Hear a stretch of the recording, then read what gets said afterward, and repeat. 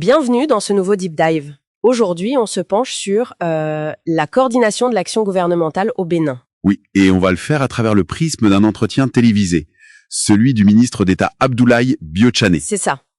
L'idée, c'est de décrypter un peu son rôle, l'importance qui est donnée à la planification là-bas. Et on parlera aussi d'un projet emblématique, la zone économique spéciale de Glo-Diguibé. Tout ça pour essayer de comprendre la trajectoire du pays vers sa vision 2060. Alors on y va ? Allons-y. C'est intéressant de voir comment un pays cherche à structurer son développement de façon cohérente, quoi. Passer de la vision à l'action concrète. Exactement. Et surtout, comment assurer une forme de continuité au-delà des cycles politiques. C'est un vrai enjeu. Alors justement, ce poste de ministre d'État chargé de la coordination, l'entretien explique bien que ce n'est pas un premier ministre bis. Non, c'est présenté comme une fonction déléguée par le président Talon.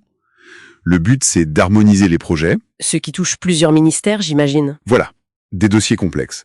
Le ministre, il se voit plus comme un facilitateur. C'est le mot qu'il emploie. Pas un gendarme. Donc une approche plutôt collaborative. Oui, l'accent est mis sur l'accompagnement. Mais ce qui ressort vraiment fort, c'est le retour de la planification, dès 2016. Ah oui, il insiste là-dessus. Énormément. Il dit, je cite un peu de mémoire, « Tout part de la planification ». Même pour des libéraux, hein. C'est présenté comme la clé, en fait. La condition sine qua non pour traduire la vision en résultats tangibles. Eau potable, école, santé. Et sans ça. Mais il parle de désordre non organisé. Pour éviter ça, la coordination s'appuie sur des outils concrets. Lesquels, par exemple ? Des rapports mensuels, un comité interministériel toutes les semaines. C'est assez suivi. D'accord. Et pour voir comment ça marche en pratique, l'entretien prend l'exemple de la GDZIZ. Oui, la zone économique spéciale de Glo-Diguibé. L'objectif est majeur. Transformer le Bénin, c'est ça ? Ne plus être juste un exportateur de matières premières agricoles brutes ? Exactement. Fini d'exporter juste la noix de cajou brute, le soja brut. L'idée, c'est de transformer sur place. Il y a même cette mesure forte, l'interdiction d'exporter ces produits à l'état brut dès 2024. Oui, c'est un signal très clair de cette volonté de transformation industrielle. Et les chiffres annoncés sont assez impressionnants. On parle de combien d'emplois ? Alors, de passer de 20 000 emplois aujourd'hui à 50 000 fin 2025, et la cible à 10 ans, c'est 300 000. 300 000, c'est énorme. Ça veut dire que la valeur ajoutée reste au pays. C'est le but principal. Créer des emplois localement, au lieu, comme le dit l'interview, d'envoyer la main-d'œuvre à l'étranger via les produits bruts. Mais créer autant d'emplois, ça pose forcément des défis.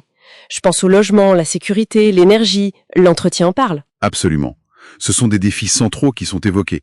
Pour l'énergie, par exemple, le ministre souligne les progrès. C'est-à-dire ? Le Bénin produisait quasiment rien en 2016. Aujourd'hui, ce serait près de la moitié des besoins couverts. Et l'objectif, c'est l'autonomie d'ici 2 ou 3 ans. Ambitieux. Et est-ce que la zone attire vraiment les entreprises ? Apparemment, oui. La première phase, 400 hectares, elle serait déjà pleine.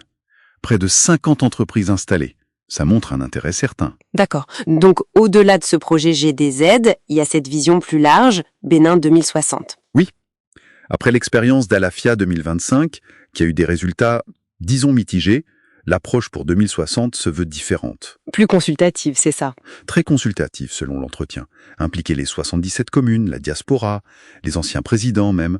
L'idée, c'est de bâtir un consensus national pour le centenaire de l'indépendance. Et pour que ça ne reste pas juste une vision sur papier. Alors là, il y a un élément clé qui est assez nouveau.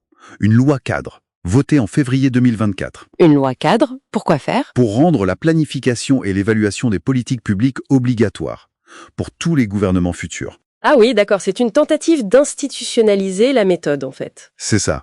Pour assurer la continuité, graver ça dans le marbre juridique, si on veut. Donc la structure devient Vision 2060 à long terme. C'est ça. Déclinée en plans nationaux de développement sur 10 ans. Qui eux-mêmes se traduisent en programme d'action du gouvernement sur 5 ans, c'est bien ça ? Exactement. Une chaîne de planification. Et la Vision 2060, elle-même, elle doit passer devant le Parlement pour devenir loi. C'est assez contraignant comme approche. Oui, et l'entretien mentionne aussi l'importance de la veille citoyenne. Encourager les citoyens à suivre la mise en œuvre. Bon, alors si on essaye de résumer un peu ce qu'on a vu dans ce deep dive. On voit clairement un effort très important au Bénin pour structurer son développement. Avec la planification et la coordination comme outils centraux, incarnés par ce ministre d'État. Oui, et la GDIZ, comme exemple concret, vitrine de cette ambition de transformation industrielle et de création d'emplois. Et puis, cette projection vers 2060, avec cette loi cadre, pour essayer d'assurer la pérennité. Voilà. Et pour finir, peut-être une pensée qui est partagée dans l'entretien et qui interpelle. Oui. Le ministre partage son rêve pour 2060, que le Bénin, qui avait en 1960 un niveau de développement comparable à celui de la Corée du Sud, Oui. devienne d'ici là un pays donateur. Ah oui, c'est une ambition incroyable. Et c'est énorme, oui.